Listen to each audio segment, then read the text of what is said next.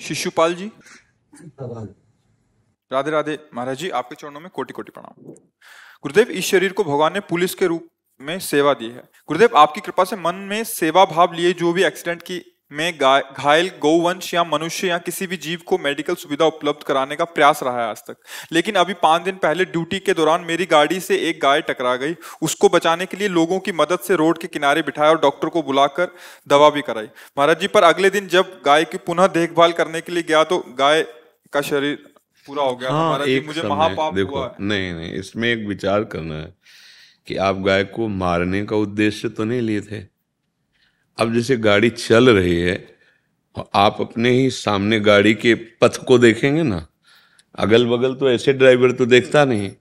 अब पशु रूप में उसको ज्ञान तो है नहीं, मतलब देसी गाय, नील गाय या कोई जंगली पशु, वो अपनी रफ्तार से भाग, अब आप अपनी रफ्तार से जा रहे हैं तो अचानक ऐसा हो गया तो काल उसका नियत समय है, वो मरे, उसमें मरेगा। हमारा लक्ष्य नहीं है, पर हम दयालु हृदय होने के कारण थोड़ा दुख मान सकते हैं, पर उसे पाप नहीं कहा जा सकता। पाप तब होगा जब हम लक्ष्य करके उसको मारें, कि सामने से आराम से जा रही है, हम रफ्तार बढ़ाई, टक्कर मारी और निकल गए। हम देख रहे हैं, फिर टक्कर लग रही है, अब वो गौ हत्या होगा, अब वो पाप होगा। जब हमारा लक्ष्य नहीं है और हम अपने ड्राइवर को सावधान रहना, अपने मार्ग पर ही देखना है। अगर वो पथ की तरफ से दृष्टि जरा सा चूकेगा तो फिर अपराध बन सकता है। तो आप अपने पथ पे चल जाओ, वो साइड से एकदम भाग के आ रहे, तो फिर उसमें कोई अपराध नहीं है। और मरना एक निश्चित समय शरीरों का है, किस हेतु से कब कहाँ किसकी होगी ये पक्का है, तो उसमें चिंता नहीं करनी। और ये अगर लक्ष्य करके किया जाए तो पाप है, और ये तो लक्ष्य था नहीं ना, तो इसमें वैसे ही आप कह रहे हैं हम गौ सेवक हैं, चाहे मनुष्य हो या गाय पशु हो, किसी को भी कष्ट करना चाहिए सेवा, पर ऐसा हो जाना वो काल के अधीन है, आपके अधीन नहीं है। अच्छा, क्या कर सकते हो आप बताओ, या कोई क्या कर सकता है, इस पर कोई बचाव पक्ष है क्या? आप अपने पथ पर जा रहे हैं, रफ्तार से गाड़ी, अचानक कोई पशु, अचानक एकदम, अब आप क्या करेंगे, क्या करेंगे? कोई भगवान तो है नहीं कि आप सर्वज्ञ हैं, आप जान रहे थे कि वो आ रही है। गुरुदेव, वो रोड पे खड़ी थी और रात्रि हो गई थी। सामने से गाड़ी आ रही थी तो उनकी लाइट पड़ रही सामने, तो वो दिखी नहीं। वो ब्राउन कलर की थी, अंधेरे में नजर नहीं पड़ी। बहुत नजदीक आकर के दिखी, ब्रेक भी मारी बहुत, तो गाड़ी रुक नहीं पाई। अब इस पे अब केस बनता है। देखो, पहला जो था उस पे केस नहीं बनता है, इस पे बनता है कि चाहे अगर उधर गाड़ी के फोकस पड़ रही है, कुछ भी पड़ रही है, तो हमको अपनी गाड़ी कंट्रोल में रखनी है। हम ड्राइवरिंग पद पे तो कंट्रोल, हमको देखना है, सामने तो देखना है। अगर सामने ठोकती है तो केस बनता है, नहीं सरकारी केस भी बनता है ना कानून में। तो ये फिर वो कई गाड़ियां चल रही थी, उस गाड़ी से बचा। मैं सबसे अंदर वाली लेन में था, एक रोड के किनारे वाली। मुझे इतना केवल बता दो कि सामने तुम्हें दिखाई दे रही थी ना? गुरुदेव, जब दिखाई दी तब तभी से प्रयास किया रोकने का, लेकिन तब तो रुक नहीं पाई। आप नजदीक जाके आपने देखा बकाया, इतना बड़ा पशु, तो जब आप वकालत पे बैठेंगे ना तो इसमें फिर दोषी ठहराए जाओगे आप। अब इसका मतलब अगर आगे से गलती ना हो, क्योंकि इसमें है, पहले पक्ष में देखो हमने बिल्कुल साफ मुकदमा खारिज था कि अचानक जैसे कोई दौड़ के पशु आ जाता है, उसमें ड्राइवर क्या करेगा अचानक। पर अगर सामने राह में वो है तो हम, अच्छा लाइटें पड़ रही हैं, तो फिर हमें गाड़ी को कंट्रोल करना है कि अब हमें सही नहीं दिखाई दे रहा, सामने कोई पुरुष भी हो सकता है, कोई भी हो सकता है, तो हमें कंट्रोल में चलना है। इतना बड़ा पशु सामने खड़ा है और हमारा, तो फिर वो उसमें असावधानी हो गई। अब जब नजदीक पहुंचेंगे तो कैसे बचा पाएंगे, रफ्तार से गाड़ी, तो इसमें तो केस बनता है। इसमें तो मतलब लगता है कि सामने अगर वो अचानक ऐसे आई होती और आप, तो उसमें बचा लिया था, कोई केस नहीं, तुम निश्चिंत रहो। और शास्त्र में आज्ञा है, यदि सही निर्णायक संत महात्मा जो भगवत वो कह दें नहीं, तो फिर हमें भोगना पड़ेगा, आपको नहीं, क्योंकि हम तो कह दिया जाओ, तो आओ, तुम्हारा अपराध फिर हमें दंड भोगना पड़ेगा। समझ रहे हो? जहां दोष है उसे स्वीकार किया जाए। पहले वाले में हम वकालत कर सकते हैं कि नहीं अपराध है उसका, उसे पता नहीं है ना, वो अपनी गाड़ी रफ्तार से ला रहा है उस साइड से कोई भी, तो अब उसको पता नहीं, कंट्रोल कैसे करे? वो तो घटना है, घट गई। लेकिन ये घटना हमारी कहीं ना कहीं असावधानी से घटी, क्योंकि सामने वो खड़ा है। अब वो तो उसको तो पता नहीं है ना कि, अब हमको पता होना चाहिए, हमको सावधानी रखनी चाहिए। अब लाइट पड़ रही, ये पड़ रही, तो फिर तुम ही ठोक जाओगे। अगर ऐसी असावधानी की, तो रोड में लाइटें तो पड़ती रहती हैं, तो आप किसी गाड़ी में टक्कर मार दोगे तो आपका भी हानि हो सकती है। तो उसके लिए बचाव पक्ष भी तो होते हैं। क्या गाड़ी में बचाव पक्ष नहीं होते? हमको तो लगता है जैसे सूर्य पड़ता है तो हमने देखा है बच्चों को ऐसे वो कर लेते हैं ना, ऐसे। तो बचाव पक्ष के द्वारा फिर हम अपनी गाड़ी को धीमी चाल में वहां चलाएं जहां हमको लग रहा है कि खतरा हो सकता है। तो अगर ऐसी घटना हो गई है तो अब नाम जप करो, और उस नाम जप से उस जीवात्मा को प्रदान करो कि ये हम आपके मंगल के लिए भगवान से क्षमा मांगो। और नाम जप, नाम संकीर्तनम यस्य सर्व पाप प्रणाशनम। आधा घंटा रोज नाम कीर्तन करो एकांत में बैठ करके, जब तक तुम्हारे हृदय की जलन, इसीलिए जलन हो रही नहीं होती, जलन शांत ना हो, जहां शांत हो जाए तो जान लेना कि हो गया काम उसका। वो आधा घंटा नाम कीर्तन वो उस जीव को समर्पित कर दो।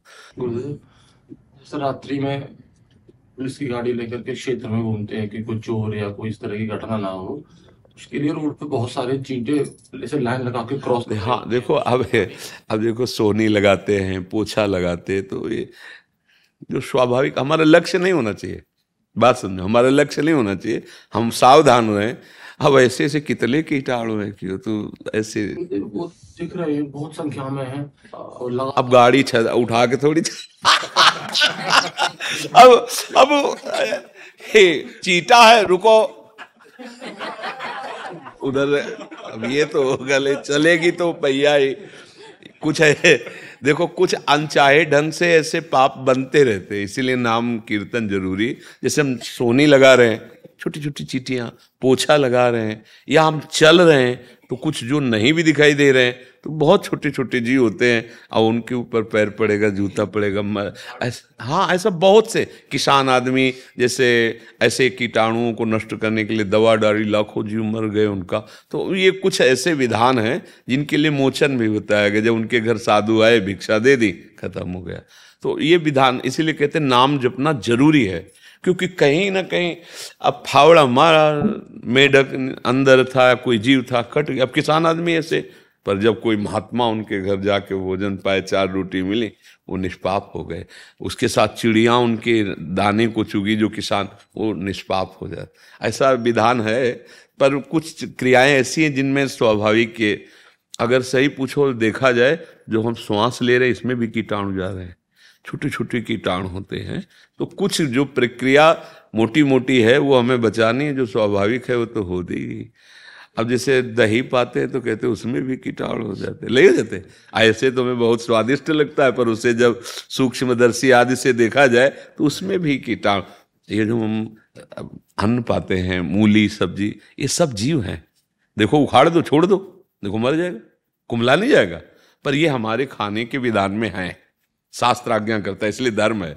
अब ये पशु पक्षियों को मार खा, ये धर्म नहीं। तो जो विधान किया गया जितना है, अब मार्ग में चल रहे हो, मान लो अब आगे दिखाई दे रही कि एक लाइन चीटे की है, तो आप क्या करोगे? तो अब चीटा तो तुम्हें दिखाई दी, इतनी बड़ी गाय नहीं दिखाई दी, वकालत में फंस जाओगे।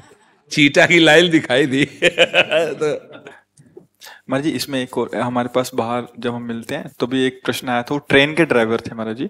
उसमें क्या होता है, जैसे उसमें भी बहुत सारे पशु और ऐसे होते हैं, तो दूर भी अगर पशु दिख रहा है 100 मीटर नहीं रोकना, नहीं रोकना, क्योंकि वो रोकेगा तो हजारों लोग बैठे हुए, अभी गाड़ी पलट जाएगी। नहीं, अगर ब्रेक भी लगाना शुरू होता तो कहीं ना कहीं नहीं, वो बैलेंस बिगड़ जाएगा और हजारों मनुष्य मर जाएंगे, गाड़ी पलट जाएगी। वो कैसे रोक सकता है? नहीं रोक नहीं रोक सकता ना। और वो 200-250 की रफ्तार से गाड़ी चल रही और उसको दिखाई दिया सेकंड में पहुंच जाएगी। अगर वो तुरंत ब्रेक मारते हैं तो पटरी से वो डिब्बे रखा और बैठे हुए मनुष्यों पे है। हाँ, मनुष्य की रक्षा मात्र के लिए फिर सब 1-2 हैं। मान लो वहां तो एक जीव जाएगा अज्ञानवश, और वहां ज्ञान है, हजारों मनुष्य मर जाएंगे। तो वो उसका नहीं, वो इसका भी निर्णय ठीक से किया जाता है। समझ रहे? तो वो तो देख रहा है कि अगर हम इस पशु या मनुष्य एक के बचाने के चक्कर में दसियों हजार मरेंगे तो वो नहीं रुक। महाराज जी, उनका सेकंड प्रश्न था, ठीक है हम इस बात को भी मानते हैं, हमने भी आपकी कृपा से यही बोला था, तो कह रहे थे कि अभी हमें ऐसा अपराध बोध होता है कि हमने पाप किया। नहीं मतलब नहीं, ऐसा वो स्वीकृति से होता है, नहीं स्वीकार करना, वो नहीं स्वीकार करना। अगर हमारे एक अंग से पूरा शरीर नष्ट हो रहा है तो अंग कटवा देते हैं ना, कटवा देते हैं ना, बस ऐसे ही धर्म को समझना बड़ा। इसीलिए द्रौपदी ने कहा केवल बता दो, भीष्म पितामह जी से कहा कि ये धर्म है, तो उनका बेटा धर्म बहुत सूक्ष्म होता है, युधिष्ठिर उसको संपूर्णतया जानता है, धर्म बड़ा सूक्ष्म होता है। कहीं अधर्म जो तुम्हें दिखाई दे रहा वो धर्म है, और कहीं धर्म जो दिखाई दे रहा वो अधर्म है। एक महात्मा थे, वो बड़े सत्यवादी थे, तो कुछ जो हिंसक थे वो गाय का पीछा कर रहे थे, वो गाय गई उनके आश्रम में घुसकर छुप गई, तो उनसे आए, बोले गाय कहाँ है? बोले वो है, क्योंकि सत्यवादी थे ना, नरक मिला उनको, क्योंकि तुम्हारे वचन से उसकी हत्या हो रही। वहां बोल देना चाहिए किधर गई, हाँ हमें तो पता नहीं, किसी की जान की रक्षा हो रही, वहां ऐसा नहीं कि हाँ वो है, ये छुपा है, तुम्हारी शरण में आया है, तुम्हारी रक्षा करना कर्तव्य। तो कई बार होता है कि समझना, इसीलिए तो सत्संग किया जाता है। कभी तुम्हें धर्म दिखाई दे रहा है पर वो अधर्म हो सकता है, तुम्हें अधर्म दिखाई दे रहा है पर वो धर्म हो सकता है। अब किसी एक जीव के लिए रोका और गाड़ी का बैलेंस बिगड़ा, पटरी से उतरे डिब्बे, हजारों दसियों हजार लोग मर सकते हैं। तो इसलिए नहीं, वो जो क्षोभ होता है दयालु हृदय, जैसे बच्चे का नहीं दयालु हृदय, तो बार बार पश्चाताप कर रहा है, तो इसी से सारे पाप। नाम जब करें उसी से मतलब उनके हृदय को शांति मिले। हाँ बिल्कुल। अच्छा देखो, युद्ध होता है ना, तो सामने विपक्ष जो है हमारा शत्रु ही होता है, चाहे वो कोई भी हो, पर धर्म बड़ा सूक्ष्म है, उसका निर्णय करने के लिए बिना पवित्र बुद्धि हुए वो ठीक निर्णय नहीं होगा, तो उसको उनको शोक नहीं करना चाहिए। हाँ निश्चिंत रहे। हाँ अगर हमें ऐसी सूचना मिल जाती कि भाई 1 किलोमीटर दूर कुछ ऐसा है तो हम कंट्रोल में कर सकते। ट्रेन है वो, कोई साइकिल थोड़ी है, साइकिल थोड़ी। अब देखो आप कहाँ कर पाए, दयालु हृदय, पहले से पशु पक्षियों की सेवा का रुचि है, तो काहे को मारेगा, पर वो असावधानी थोड़ी सी हुई, नजदीक पहुंच गए तो नहीं। एक छोटी गाड़ी है वो तो बहुत, मतलब उसमें तो हमें लगता है एक डिब्बे में 200-500 तो बैठते होंगे, ज्यादा बैठते हैं, 100 के आसपास बैठते हैं। अच्छा, तो पूरी गाड़ी में 1000-2000 होते होंगे, 2-2,500। हाँ तो कितने लोग फिर। हाँ नहीं ठीक है, उस पर क्या। और देखो एक मृत्यु का समय निश्चित है, और जिस बहाने से जिस जीव का निश्चित है वो होगा, वैसे होगा, तो उसमें चिंता। तो ये कुछ ऐसी बातें होती है जो होना ही है, जो होना हम जानबूझ करके ना करें, जो होना है तो राधा राधा राधा।